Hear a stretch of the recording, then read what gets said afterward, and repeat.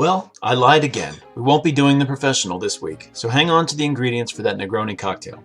Instead, we're making a call to the bullpen and bringing in a guest host for Edward Abbey's Desert Solitaire.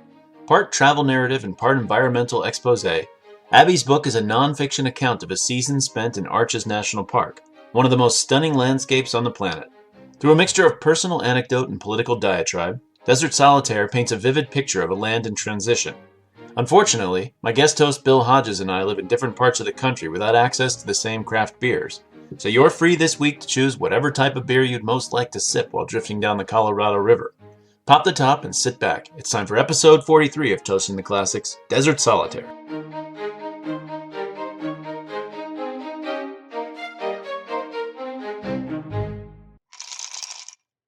Welcome to Toasting the Classics. My name is Dave McArthur. I've got a guest host on today. And what's your name? My name is Bill Hodges. Bill Hodges. All right. And where are you? Where do you hail from? I am currently in Sacramento, California. Sacramento, California. That is not a desert-like region, is it? Not so much. No, it's a Central Valley. Just about dead center, Central Valley of California. Okay. But you're not far from a desert as the crow flies, are you? No, I mean, we've got a couple hundred miles to the northeast. We've got Susanville and the High Sierra up there. We've got you've got the High Sierra to about 5 hours if you go towards east in any direction from you. Once you cross the mountains, you're hitting desert. Right. Yeah. Right. Yeah. And that's really a few hours, about 3 hours. Right. That is a whole different desert than what we're talking about today, though. That's the like the basin, the Great Basin Desert, basically. Is that what you get when you're out in Nevada? Yeah, you get up into the high desert up there in Nevada. Have you listened to the show enough to be able to do the intro, like to talk about what we do on the show? Go for it. I mean, it's difficult. It's harder than it seems. Trust me, I've been trying to get it down to an elevator pitch this last year. So okay, Toasting the Classics, the show where we take a video or some form of media and we take it apart to decide whether or not it fits whatever the requirements are to be a classic, and the requirement for being a classic is that the requirement for being a classic is that we say it's a classic. So that's it. That's all the requirements are. So we also, in addition to talking about it, we drink a drink related to the classic and talk about the drink. So there's a little bit of drinking content in addition to the brainy intellectual content of talking about Mickey Mouse cartoons. So which is not what we're talking about today. No, not what we're talking about today. I let you choose. What did you choose? Well, we chose the book by author Edward Abbey called Desert Solitaire. And he's got several other pretty famous ones like the Monkey Wrench Gang. Yeah, the Monkey Wrench Gang is well known. Those are the two big ones, I think. But yes, so he wrote several books. Desert Solitaire was his first. His last book, I think, was turned into a film. Actually, in fact, there were a couple of his books that were novelized films. There was A Brave Cowboy in 1961, and that was there was an actor who was in the movie, and there was like an interview where he was talking about how he didn't like Edward Abbey, and Edward Abbey, he had said all these bad things about him, and then afterwards he was like, oh, I had never met him. I don't know. That was Kirk Douglas. Kirk Douglas, that's who it was, right? Yeah, right. Yeah, because it was being shot on location. He originally said in this interview that he did that Abbey talked too much like Gary Cooper, and so he didn't like it. He does kind of look like Gary Cooper, though. I can see it. Yeah, I looked it up. I went and I looked for a picture of Gary Cooper, and I was like, yeah, okay, I can kind of see that. I don't know whether that's his fault, whether that means that he's not a cool guy because it looks too much like Gary Cooper. Whatever. What's wrong with Gary Cooper? But so why'd you pick this? Well, you and I have some history in conservation, and I have a conservation background. We had started talking and thinking about the book, and you had sent me a copy of, I think a while back, a copy of the book Sand County Almanac, which by Alda Leopold, who's another well-known conservationist, and who was apparently a big influence on Edward Abbey. He was indeed. And as I was reading the book, I was definitely like, okay, this is very similar. I actually came out thinking Leopold's a better writer, but they're very similar. They're very the same kind of facts coming through and everything, like about where he's going, and it just seemed very similar in a lot of ways. And I think Leopold probably predates him by 30 or 40 years, right? Yeah, because I think Sand County was written in like the 30s. That'd be my guess. Yeah, exactly. Yeah. So this one was kind of surprising because so it's not my biggest surprise or anything because frankly, I had very little idea what I was going to get in reading this book, except that I know lots of people who are conservation minded were into it. So I knew it was going to be some kind of an exploration of conservation, but I was surprised that it was as far back as it is, that the book is written in the late 60s, but it's talking about the 50s. Well, let's talk about what's the book about? Where does he go? When does he, what's the basic? He spends in 1956, 1957, he works as a ranger for the National Park Service at what is now Arches National Park, just outside of Moab, Utah. Which I was surprised to find was a national monument at the time. Although having been to Arches quite a few times, it's one of my favorite places. It's kind of the size and scope of a national monument, more so than a park. It's smaller in the scale in terms of when you think of national park, you think Yosemite, you think Yellowstone. Exactly. Yeah, there are quite a few national parks that are small, but I'm always kind of like, should this really be a national, like Hot Springs, for instance, National Park in Arkansas is just like this little town that had hot springs that people used to go to in the 1920s. And I'm like, this should be a national historic park. This really doesn't merit national park status. Obviously, whenever anybody like is trying to get rid of a national park, I'm always on the side of protecting the national park. But sometimes I'm like, let's make sure that we only call the things that should be national parks. Like let's keep that sacred. What are the qualifications for national park status versus national monument or national, for example, historic park status? I don't know about the difference between the historic parks. I think it's essentially just kind of what they cover. But for the major difference between monuments and parks is the level of congressional authorization that's needed and then how permanent it is.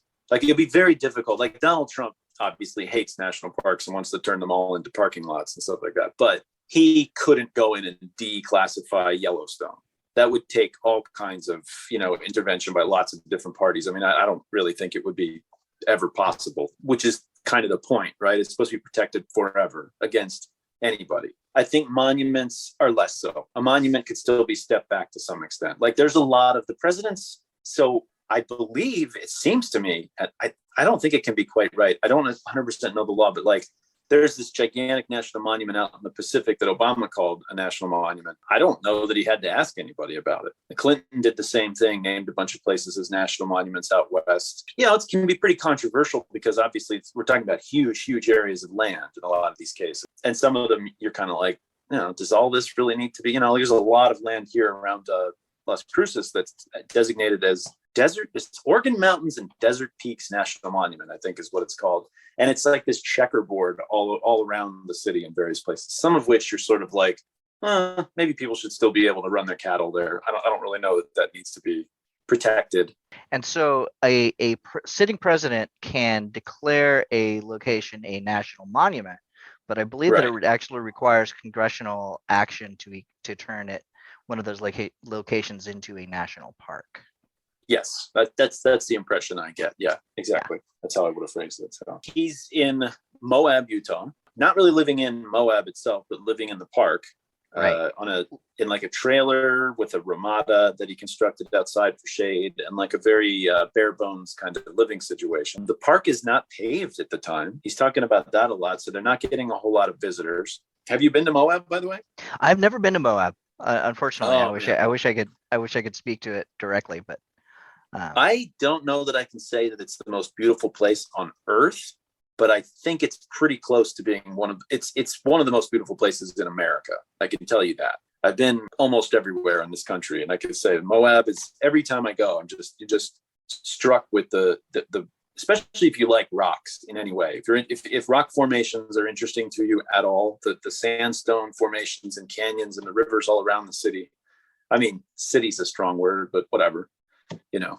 I think it's considerably bigger than it was in Edward Abbey's time, which I think was about 5,000 people living in Moab. But today it's still not a huge town. I mean, it might have 10 or 15,000 people or something. It spreads there's quite a bit of sprawl up the river valley there. Out from Moab itself? Yeah, the town is where the Colorado River and the Green River come together.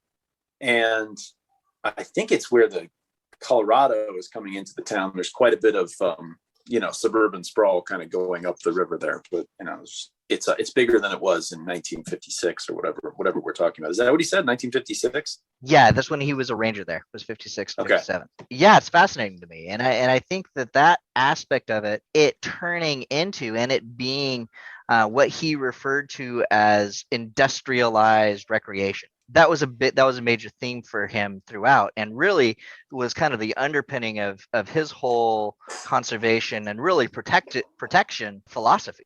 So while we have like Leopold, who is very much a conservationist, you have Edward Abbey, who is more of a protection, someone who doesn't want to see development at all. Well, I think in Aldo Leopold's time, I don't think he could have imagined thousands and thousands of people visiting the places in the Southwest that Edward Abbey's talking about. It just wasn't happening at that degree.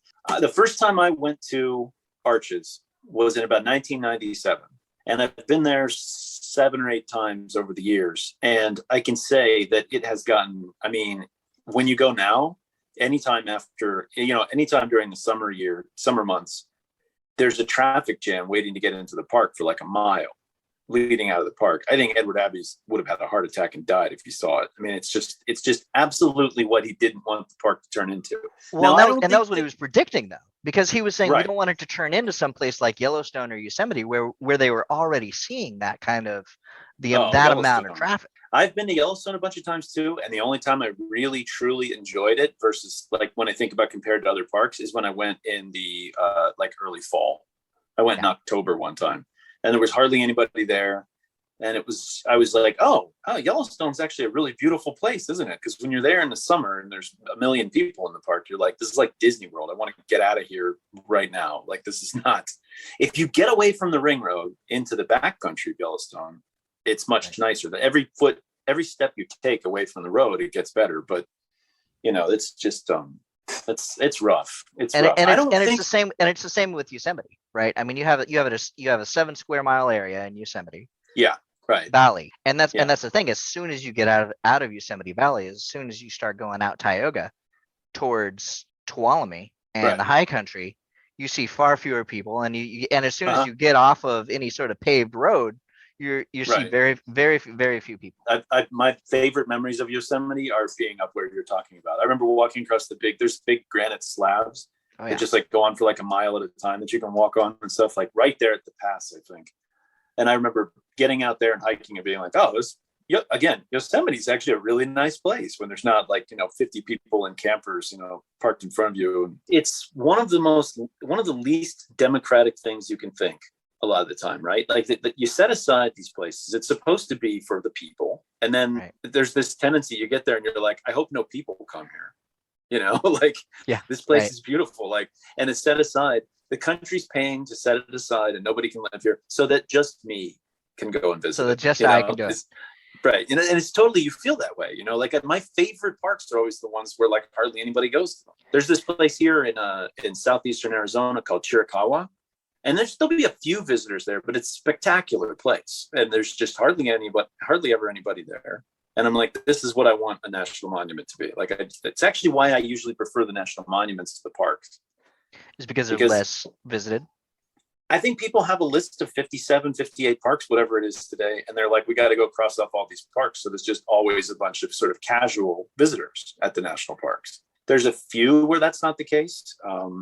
But for the most part, I think there's just a lot of people that, he's complaining about, a lot of road trippers, showing up and they're looking out the window and taking a picture. I don't really see a lot of that. Yellowstone's the only place where I really see a lot of that. You see a lot of people where you're like, could you just go to Disney World? Because I know that's where you really want to be, Well, and that's part of the thing about Yellowstone is how easy it is to be able to see nature there.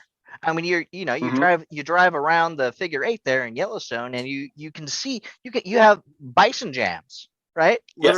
Literally Yes. Yeah. being blocked in Yeah. miles of traffic because 6 or 7 bison have decided that they're not moving. Yep. Yeah, we did. We were there. We went right through last summer. We went around sort of, I'm trying to remember what the name of the area is. It's farther in the back country, but it is on a paved road. And we drove through. I mean, there must have been 500 bison. I mean, it was a huge herd of bison, and they were all over the road. Some of them were on the road blocking cars, and they were maybe not 500, but it was a lot more bison than I've ever seen in my life. I got out of the car and I was like taking a picture, and there was this male bison like doing a wallow, like maybe 60, 70 feet away. And I was like taking a picture with one hand, but with the car door in the other, because I was like, if he gets up, I'm jumping back in the car. And then you see other people that are like walking right up to them. And I'm like, the bison's probably not going to kill you, but like only probably. So I worked at Yellowstone Lodge. So I was working at the Grand Canyon of the Yellowstone and at the Yellowstone River, and then Yellowstone Falls wasn't far from there. That was one thing that we communicated to every single guest that we had. Right. Don't walk up to these creatures. Don't walk up. It's amazing. And yet people ignore it. Same with bears and deer for that matter. I don't know. I understand how somebody whose life experience of animals is cows, extrapolating from cow to bison and being like, a bison's probably not. I kind of get that instinct. I do not understand a person who's not afraid of a bear. Like the first fairy tales we read as children involve bears eating people. How do you not learn that a bear is dangerous? I don't care if you're from New York City, you got to know a bear is not a good thing to walk up to. But yet you hear about people doing it all the time. Go up and like feed a bear. I'm just like, there was a guy talking the other day. He was talking about how we don't have grizzly bears in New Mexico. All we have is tiny little black bears, and the black bear can't do anything to you. And I'm like, oh yeah, they can't. The smallest bear you're ever going to see is capable of killing you in 5 seconds if it wants to. It's a very big, powerful, dangerous animal. Like you do not want to go mess with a bear of any kind. Maybe one of those little sun bears creature. But anyway, we're not really talking about the book at all, are we? Let's pop a drink. Okay. All right. I like it. What do you got? So I got Auburn Ale House Gold Country Pilsner. Gold Country Pilsner. Gold Country meaning like the places where people used to do mining in California. So Auburn is northwest of Coloma. So Coloma is where the Sutter's Mill. Where Sutter found gold for the first time. Okay. And actually, Auburn was originally going to be the capital of California. Okay. Initially, in fact, if you ever go to Auburn, California, they built a big Capitol building there. You got a Gold Country beer from Auburn, okay, and that's what? That's a Pilsner? It's a Pilsner, yeah. You know, our cans look similar, even though we ended up with different. I went with Santa Fe Brewing Company Pilsner, because I was trying to find something from at least the desert Southwest, and that was the best I could do. Abbey talks about beer quite a bit, as we mentioned. He does, but doesn't really go into a lot of specifics. He has the Buddy the Basque guy that likes to drink a lot, and there's the story about the uranium mining.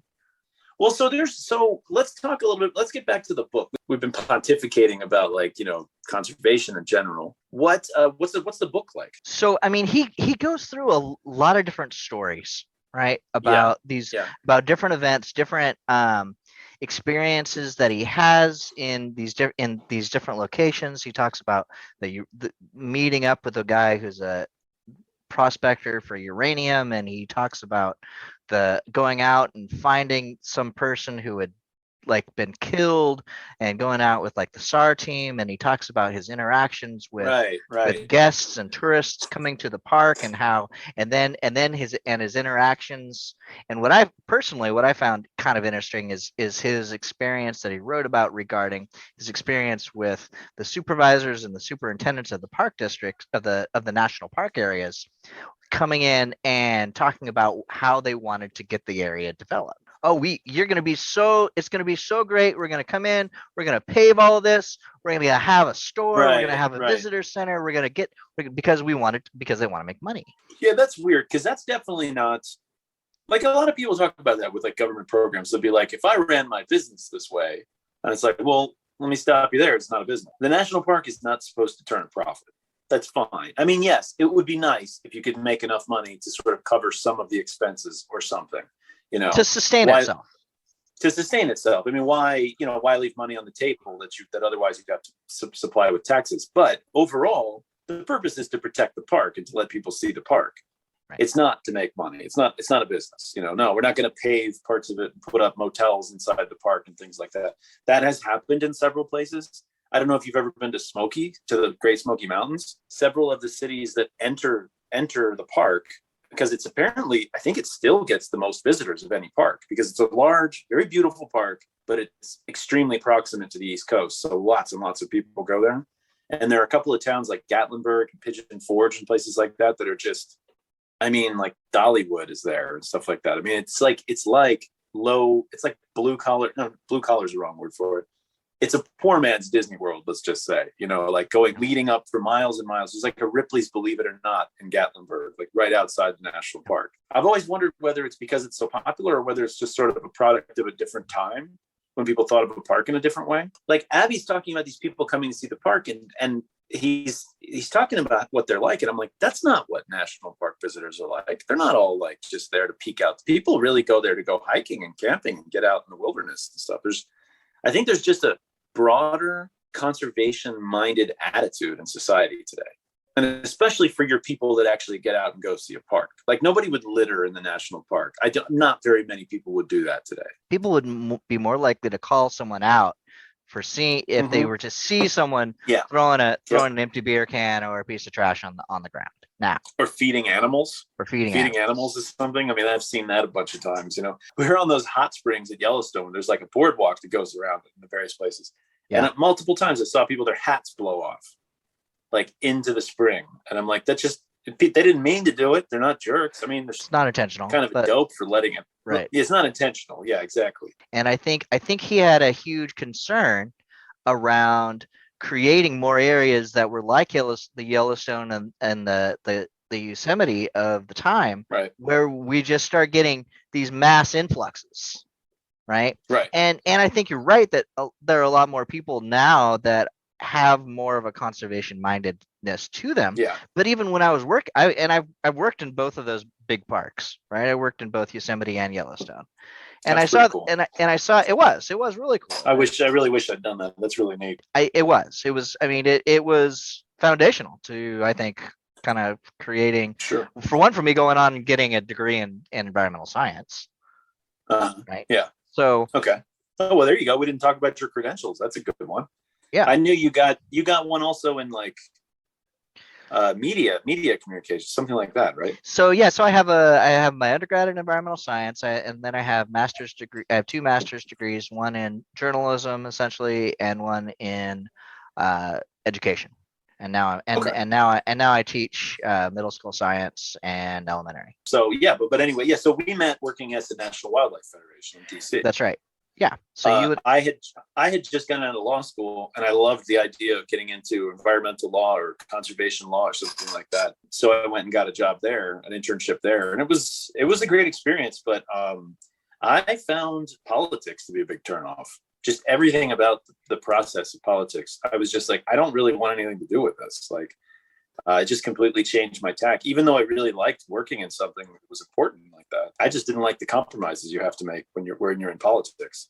Absolutely. I wanted to work specifically, like find some preserve that with pandas and protect them directly. I didn't want to be involved in some great big project of lobbying and stuff and not really see a lot of concrete result. I guess I'm kind of immature is what I'm saying. I wasn't willing to make the compromises that you have to make in order to actually make things happen. Yeah, I mean, I think that was definitely my takeaway from my time there working with NWF. Did you work in other conservation places in DC? Didn't you work for?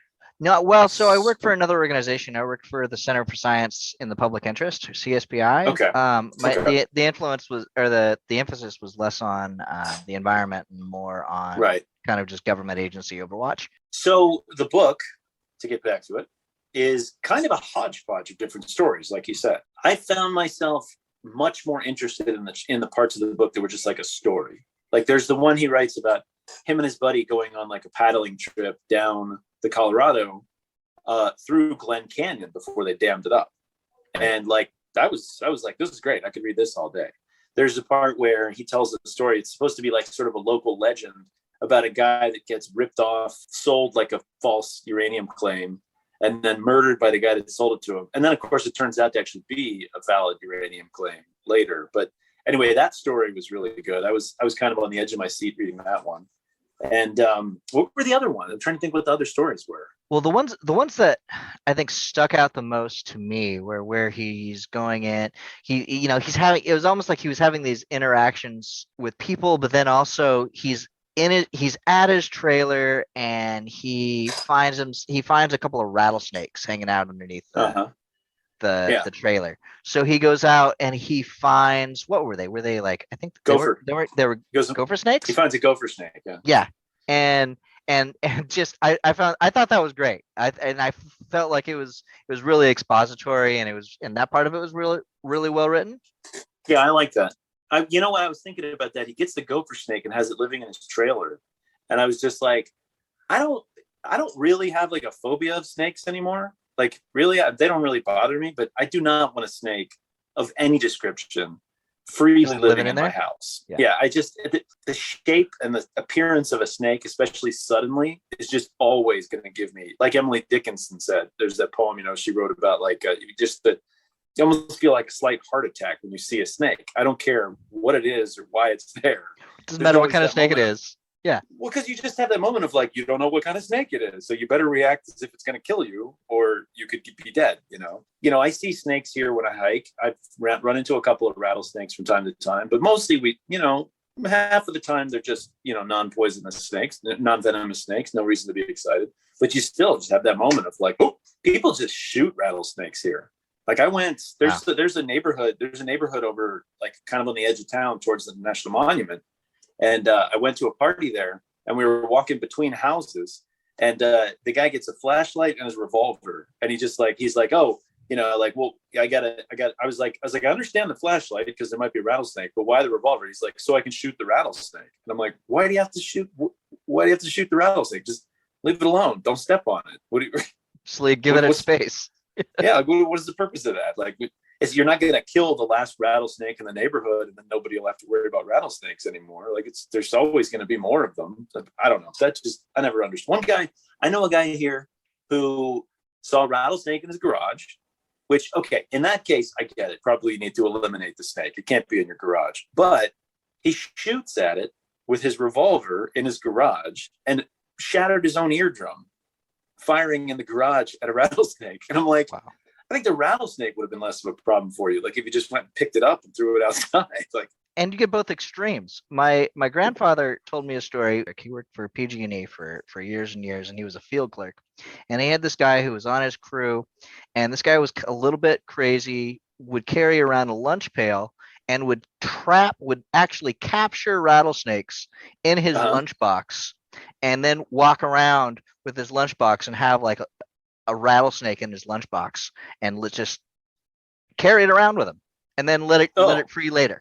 Yeah, I like that bit about the snakes. He had a rattlesnake living under his porch, basically.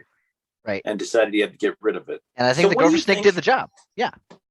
Yeah, it makes sense. Gopher snakes are like there's another kind of snake that does the same thing that lives, I think, out your way. No, it's gopher snakes. It's gopher snakes. King snakes also hunt other snakes, but gopher snakes specifically go for rattlesnakes, and they mimic rattlesnakes. They make like a sound with their mouth. It sounds like a rattlesnake's shake. And yeah, they'll get rid of rattlesnakes. Rattlesnakes are not going to want to live around the gopher snake. So definitely, I got to get you to Moab if you've never been. Yes, I will come out west sometime and we'll meet up in Moab because we're going to go one more time up there before we go back east. You are? Okay. At least. So yeah. Karina and I have been going there since like before we lived out here. That's like one of our favorite places. So we're definitely going to go back. What do you think of his politics, Edward Abbey's politics? It's interesting. I mean, I've read Desert Solitaire and I've read the Monkey Wrench Gang, and the Monkey Wrench Gang. You've got more basis than I do. I haven't read Monkey Wrench. So the Monkey Wrench Gang is really I think the premise for for his environmental philosophy, and really led to, I think, his interactions and some of his politics he became involved with organizations like Earth First. For good and bad, I think Earth First played an important role in environmentalism and in particularly specifically the protection of the redwoods and ancient redwoods. But Earth First. So if I'm getting this right, and if I'm remembering my sort of history of it right, to me, I think organizations like Earth First sort of play an analogous role to like the Nation of Islam and Malcolm X and the civil rights struggle. It's like an important part of the struggle, but not really the right way to go in a lot of ways, if you know what I mean. Like, definitely important to have. It's almost important to have that threat, that like sort of threat of a little bit of violence in the background, you know, even though that's really probably not the right thing to do. I sort of used to dream about being an eco-terrorist when I was a little kid, by the way. I used to like want to go and spike bulldozers and things like that when I was a little kid. Like, well, and that's where that comes from. I mean, you read the Monkey Wrench Gang, and that's exactly what they're doing. They're putting salt in the gas tanks and cutting the lines and you know, I think grassroots movements leading to social change and direct action, for that matter, has always been part of any social movement. Yeah, well, no question about that. But I'm talking about specifically the sort of element of a little bit of violence being like a part of it. You know? I mean, are we talking when we're talking about violence? Are we talking about violence to people, or are we talking about violent destruction of property? I think there's a blurry line between the two, because I think when you threaten property damage, especially if it's somebody's livelihood, you're probably going to be involving some elements of violence to people, because people are going to protect is what you're doing. You're pissing people off, but they're also like, if I go and spike somebody's bulldozer, that's their livelihood. If I destroy that, they kind of would be within their rights if they sort of use a little bit of violence to protect that bulldozer, if you see what I mean. Like, you could see why somebody would, you know, if you go and throw a Molotov cocktail at somebody's house and you're like, no, I'm just doing damage to property. And it's like, yeah, but I live in this property, you know, like, and sort of, I'm going to defend that property. Somebody might get hurt, or somebody probably will get hurt. Not even might, but.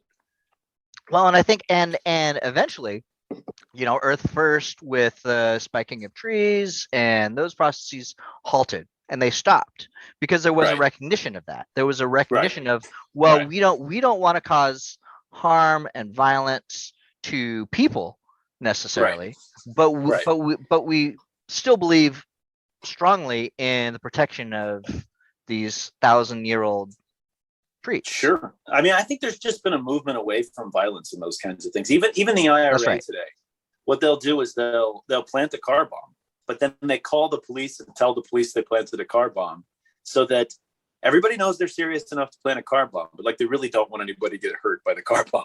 And I'm like, on the one hand, you're sort of like, thank goodness things have moved that way. But on the other hand, it's kind of farcical. You know, it's like, why don't you find some other means of doing things? And that's kind of ridiculous. But well, what was the reason that, you know, you had the IRA doing those things and initially? I mean, it'd be a whole different can of worms to get into, you know, but because people were passionate about, you know, people were passionate about it, and because they felt as though they needed the attention of the people making the decisions. Yeah. As a scholar of sort of military philosophy, I can tell you, like, Clausewitz said that war is the continuation of politics by other means. So there's always a spectrum, right, where to some extent you want to use violence to get your political ends. There's always going to be a temptation to do that because it doesn't work. So it does get attention. But I actually was saying, I haven't read Monkey Wrench. I had the impression that that's what it was about. But I was talking about some of his, I don't even want to say controversial, but like, he's kind of a little bit bigoted in a lot of ways. Towards Native Americans in particular, in that book.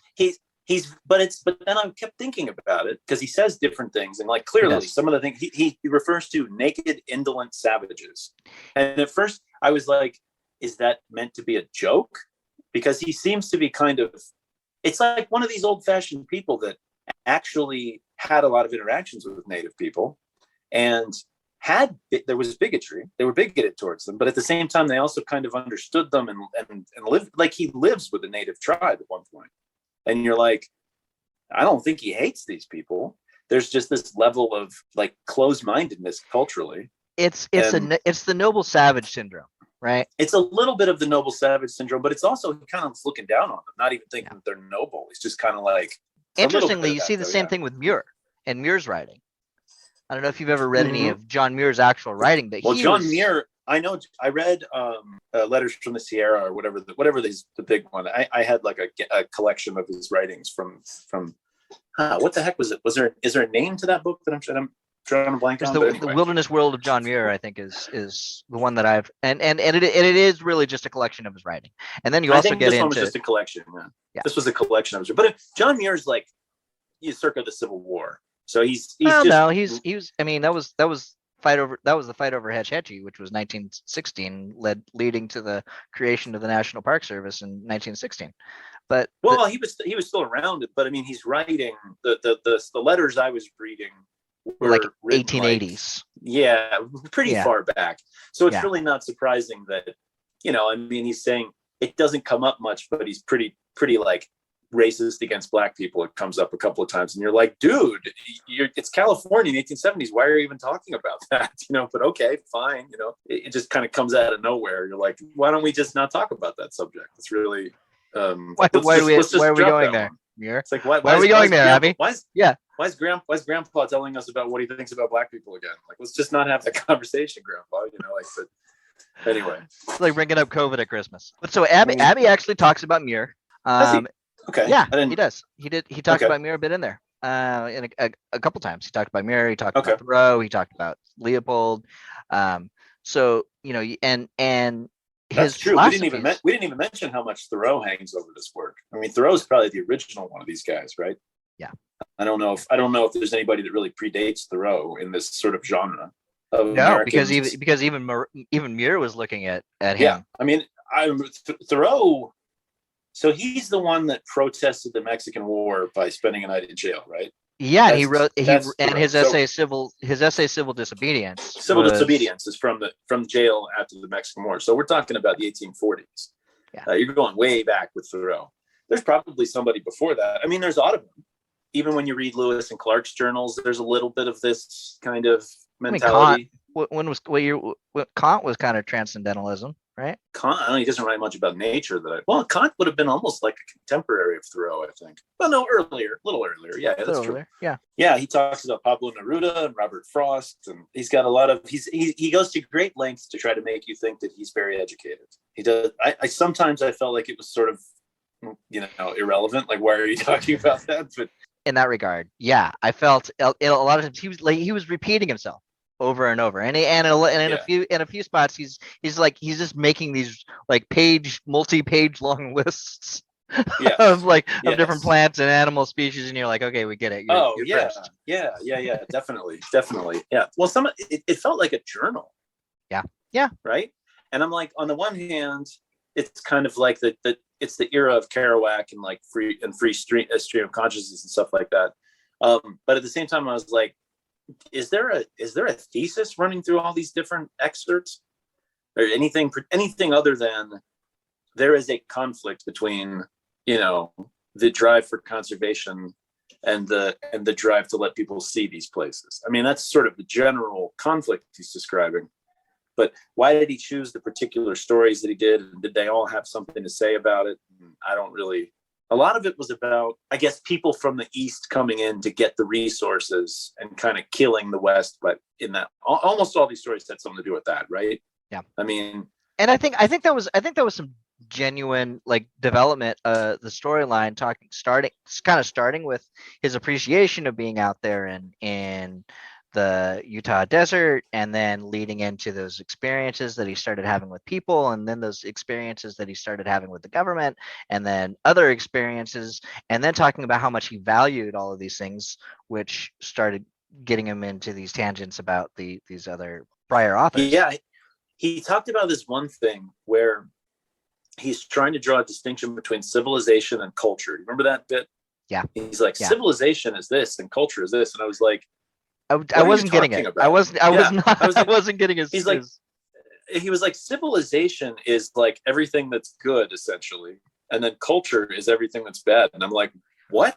Like, why? Where's that coming from? Like, the distinction made no sense to me. And it so much reminded me. I don't know if you kind of read along with the podcast, but it was so much like Zen and the Art of Motorcycle Maintenance. The guy just going on and on about his philosophy, and you're like, dude, this philosophy is not that good. Like, can we just drop this? I'm really interested in your story with your son driving across the country. Like, I don't want to hear you Chautauqua about, I don't know. The civilization culture thing seemed meaningless to me. I seem like it's just like we said on a previous episode, like just bloviating. I really liked the story about the dead hiker. That one really stuck in my head. You remember that one? Yeah, I think that was probably some of the best writing in the book. Yeah, it was really, because to me that was just like, I don't even 100% know. Again, I don't know what his thesis with that was, but that was a very lurid. It was very like it really hit, like concretely stuck in my memory as a story. And I kept thinking about that guy, going out there. And there was a story about how he did the little climb where he almost got himself caught in the waterfall. Right. Or right, not in the right. Or he did because he had to like climb up. I mean, I haven't had an experience like that where I'm so far out, remote by myself. I've had a couple of moments out there in the desert, and I'm not usually alone. A couple times alone. I definitely have had a couple of things where I was like, you slip a little bit, and you're like, okay, that didn't end up being anything. But if it had been, like, then what? What if I fell here and I broke my leg or something? Like, it'd be really difficult to get home. I remember one time I hiked up to this sort of, higher elevation valley area up here in the mountains. And I got up there and I realized I was running low on time. And I'm looking back and I can see where the arroyo, there's like a stream bed and an arroyo going down. And I'm like, oh, that goes to right where my car is. And I go following down the arroyo and I get to this point where there's a dry waterfall. It's like 30 or 40 feet drop. And part of me was like, I could get down this. Like, I could get down here. Like, this wouldn't. And then I was just like, what am I even thinking? And I actually turned around and like retraced my steps and went all the way back. And I'm right outside of town. I'm 10 miles outside of the city. Like, it's not even that remote, but remote enough that you might die if you got hurt. But I don't know where he was when he got caught in that situation. Was that when they went like out towards Capitol Reef? When he was, well, you haven't been to Utah at all, I guess you said. Yeah, so I don't have a whole lot to speak to there. But he was talking about, and then his discussion where they're going down into Glen Canyon. That experience as well with his friend, where they just stop and they get out and they camp and they make a little campfire and they're making some food, and then those parts of it, I think, if it had been a book of these short essays where he's talking about those things, where he's talking about these experiences, they seem the most. I just feel like they were the most relatable. Yeah, I thought so too. The sort of little stories, the little sidebar stories that he told, there were a couple of them, and just the experiences that he wrote about. I just would have read it for that. Yeah, I didn't really need a whole lot of other stuff. Like, I didn't need an intellectual framework for it. In other words, I guess is what I'm saying. I didn't need it to try to be more than that, than just a series of stories about the year. I don't know. So usually we talk about it on the show. I think you do listen, so you probably have an idea. We usually have our biggest surprise. So what would you say was your biggest surprise? I mean, you've read it before. No, this is my first time reading this. Oh, one. Okay. All right. Yeah. I think that my biggest surprise was probably the distinction between just the writings of those experiences versus the quality of his writing when he's kind of doing the philosophizing. Right. I don't think he does a good job of structuring those bits enough to make them interesting to me. I agree. I had originally thought that it was a fiction. I had initially thought that it was actually a fictional novel. No, I was why is Monkey Wrench Gang? Is that fiction? Monkey Wrench Gang is fictional. Yes. Oh, how interesting. That's a great surprise then. Oh, I like that. That's good, because I wasn't aware of that. I had the idea that this was going to be like Aldo Leopold living at Arches. So I kind of had that right. But yeah, that's interesting if you thought it was going to be fictional. That's interesting. Oh, that definitely makes me want to try to read Monkey Wrench Gang, because if it's a whole different kind of thing. It is. So I think, and not, I mean, I guess having read Monkey Wrench Gang in the past and then going and kind of expecting something similar. How about you? So I would say my biggest surprise in reading it So I had kind of a vague idea of what it was going to be about. I was pleasantly surprised that it was focused on the Moab area because, like I said, I just love that place. And just even, I'm not that far away even. And when I'm reading about it, I want to get in the car and go there. Like, so it's just pleasant to read about this place that I really, really love. It really just, the canyons all around there and stuff. We went one time, we had some friends from New York that came with us. And their idea of how to visit the wilderness is very different than ours. We like to hike and camp and stuff like that. But one really cool idea they had was we got these things called UTVs that are just like these really powerful, slightly larger versions of ATVs. And they have just like amazing engines and amazing traction on the tires. So we're driving out into the sandstone wilderness in these things. And like, if I hadn't seen the lead car do it first, I wouldn't have believed the vehicle could do it. He drove at like an almost 90-degree angle straight up one of these sandstone slabs.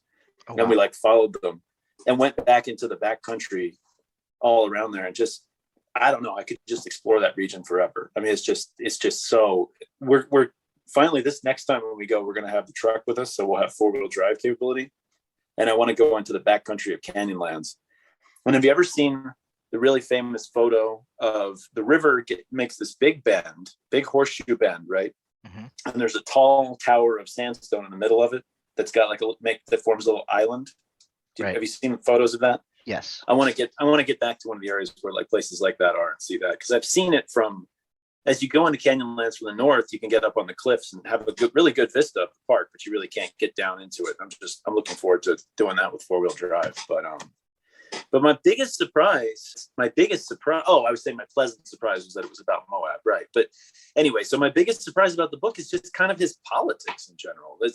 They're not, so I know lots of people, and this is how many people I know like this. I don't consider you to be to the far extreme of the people that I know in terms of their environmental beliefs and their, general bag of almost radical left-leaning politics. Like, I know people that are really extreme with that stuff.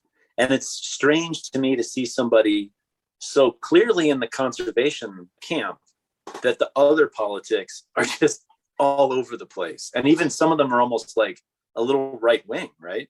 Like, he's kind of anti-immigrant. Yeah. And I was thinking about that. I read that and I was thinking, okay, I get how somebody would say, we want to preserve these natural places. Let's keep the country at 200 million people and let's not let a whole bunch of people in. And I was like, I get that. That makes sense.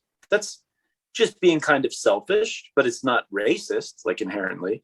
And then I read the things he said in addition to all that. And I was like, oh no, there's definitely a bunch of racism in this. Like, he's definitely was like, because at first he was like, why don't we just preserve these places with not that many people? And I'm like, okay, population control. I get that. That makes sense. And he's like, because if we let in too many people from places whose idea of the world is radically different than ours, and totally incompatible with democracy. And I'm like, what do you mean? Mexicans, their ideas are radically different and totally incompatible. I'm like, what are you talking about? Like, right. That's just being a racist. Like, right. But anyway, so, I mean, some of it is he's an old guy. He's born in the 20s, right? I mean, can we chalk it up to that cultural relativism? We can tweak, historical relativism, right? You read about people from the past and you're just like, oh, they have old-fashioned beliefs. But this is a guy, actually, no, he wasn't born in the 20s. He's born about the same time as my dad, I think. Maybe a little bit earlier. And it's like, you don't have to be, the baby boomer generation, they're not all racist. Like, that's not what they were like. These are the people that were marching in the 60s and 70s. Like, he was born in 27. Oh, okay. So he is considerably older than my parents, but yeah. So he was like 30 in this. I got the impression he was a much younger man when he was doing the park rangering. Okay. All right. Yeah, no, he was like in his 20s. Well, yeah. Okay. 20. No, he would have been more like 30. Yeah, he would have been 30. 30. That's older than I thought he was. So yeah, that's a big surprise for me. It's just sort of the mixed bag of politics that it's almost like he's a single issue voter, if you know what I mean. Like, he would vote Democrat because he's a conservationist, but like a lot of his beliefs don't fit into that camp otherwise. Right. He'd probably vote locally for more conservative. He very well might, right? Yeah. Or I don't know. It's hard to say, but it's just a more I don't want to say inconsistent, but not as predictable what he would think about everything. Anyway, I thought that was surprising. So the question is, what are we doing with this? What are we doing with this book? You came up with this. So theoretically, it should be my deciding vote, but you're also the guest. So maybe we just need to talk it through. So what are your arguments for or against? For or against? I think that, I mean, if we take it on the writing of the more expository, experiential writing of it, I feel as though that there was a lot of quality within that. Okay. As a whole, where he gets into these other parts that I struggle with, that we've just kind of laid out, which I think you did a great job, you know, with immigration, with Native Americans, with, I mean, and for that matter, women. He gets really misogynistic. We talked about, what were we talking about recently? Oh, we were talking about the early John Hughes films, the comedy films from like the early 80s, and how females are not characters, they're just props. That's jokes. Right. You said they were props or objects, right? They're very much. And I think when you get this far back with these kind of guys, especially like somebody who's living out in the middle of the park and he's like a dude's dude, women are just not. They're not people. They're like you miss this girl. You miss this girl because you kind of like to have a girl with you right now. That's it. You don't really. There's no personalities. There's no. The only female character in the entire book is the wife that runs off with the guy that sold him the claim the second he turns his back on her, you know. It's like, okay, this is where women are in this world. So yeah, I don't think it's really, this is not a feminist critique that you and I are doing, but if it were, it would be losing a lot of points. Like, oh yeah, big time. No, in Monkey Wrench Gang it gets even worse for a lot of reasons. Yeah. So that, I mean, and that and the other reasons that we kind of talked about, I don't know, I kind of struggle with, because I feel as though it is a good piece of conservation writing. I feel like his mind was in the right place. His experiences were very valid, and I relate to some of what he said. And when I lived in the parks, I felt very similar. I felt like, oh my gosh, we have just so many people coming into these places. Yeah. Right. Yeah. His discussion about having, you know, not letting cars into Yosemite. That had been an argument that was still around, by the way, in the 1990s when I was living there. Oh, I think they finally don't let cars anymore. No, they still. I think no, I don't think so. I think they do busing. I think it's like Zion. I think you get to the front, and I think you take a bus into the valley. I don't think you can drive your personal car into Yosemite Valley anymore. I could be wrong. I haven't been since the 90s, but I've been to Zion, and what Zion does is, as you get to the mouth of the valley, you have to park and you take tour buses into. They don't allow personal vehicle use anymore into the valley. And I think someone told me that that's what they do at Yosemite now. I could be wrong, but I was there in 2013, and very much not the case. Okay. Well, it could have been more recent than that, but could be. Okay, that's a good piece of evidence, though. But I know that it's a serious thing that they do in several of the parks. Several of the parks have cut off personal vehicle use because there's just not enough space for all the people that want to do it. Yeah. And it's just and just the use the use of all these cars coming in and out. Yeah, absolutely. You know what? It just reminded me of when you were saying working there is one of my really good friends lived in Annapolis, Maryland. He went to college in Annapolis, Maryland, which is like a small town right on the water on the Chesapeake Bay. It's a very popular tourist destination. And he worked in restaurants and bars there. And they would all talk about the Torons and how much they hated all these stupid tourists that would come to their town. And I'm like, I get it. I get what you're saying. But at the same time, you don't have a job if those people don't come here. So on some level, I mean, nobody's going to pay you to be a bartender in a city where no one goes to the bar. So I mean, the exact same term was used throughout the service industry, in Yosemite, in Yellowstone. So that's not an uncommon term. Yeah, but there's a paradox there, right? There is, like, absolutely. Obviously, you wouldn't be working in Yellowstone if there weren't a bunch of people coming there. So I always just thought that was kind of a funny thing. But I'm sure people are aware of it. They're just venting, but clearly you don't really want them to go away, I guess is what I'm saying. But yeah, I'm trying to think. If you read Sand County Almanac, you're getting a lot of the same kind of writing. I think somewhat better done. I could see how, if you had a course on conservation writing in America, how this would be one of the books you read. So I guess it's just kind of how wide are you casting your net in terms of classics? Because I don't know if I need this book. It's an important one. We can talk about. That's one thing I liked about Do the Right Thing, and one of the reasons I voted for that movie, even though I don't think it's like a perfect film or anything like that, is there was just so much to talk about. This one, this definitely gives you plenty to talk about from the book. There's no shortage of things to talk about. I don't even know if we talked about 20% of the ideas that popped into my head while reading this book. So I don't know. I kind of want to vote against it. I don't know. Why don't you nudge me either way? I'm teetering. I mean, comparing it to Sand County Almanac, is that a fair comparison? I think it is. I think it's pretty fair. Yeah. I think it's pretty fair. They're very similar. They're different in time, obviously. But despite that, I think Aldo Leopold's coming out a little bit on top. I agree 100%. Even though he's older, and I don't remember him going into any like racist diatribes about Native Americans or anything like that. There's probably some things.